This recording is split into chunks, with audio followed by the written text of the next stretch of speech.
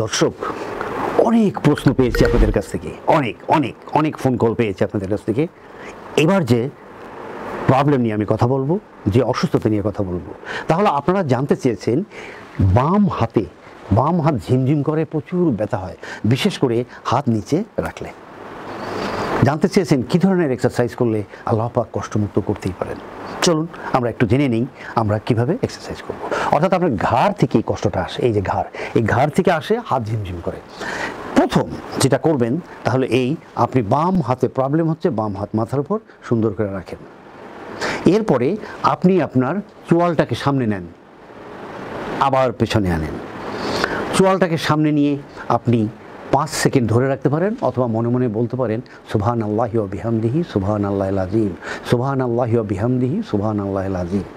এই যে বলছেন, দেখবেন যে আপনার এটা অনেকটাই হালকা হয়ে গেছে হাত। এরপরে আপনি একটু বেশি সময় হোল্ড করেন, এই নিলেন, এই চিনটাকে সামনে নিয়ে 3 বার সুবহানাল্লাহি ওয়া বিহামদিহি সুবহানাল্লাহিল আযীম পড়লেন। এরপর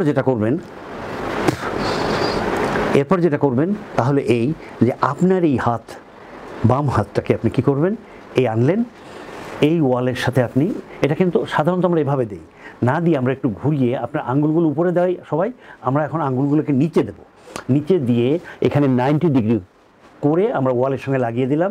এখন আপনি বারবার ডান দিকে আপনি ঘোরেন।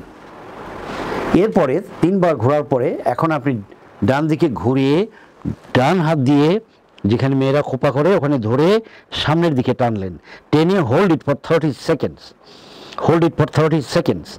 আপনি 1001 থেকে 1030 আপনি গুনতে পারেন। যদি দেখেন যে কষ্ট হয়, আপনি 10 করে গুনে ছেড়ে দিলেন, আবার 10 করে গুনে ছেড়ে দিলেন, আবার 10, এইভাবে আপনি করতে পারেন।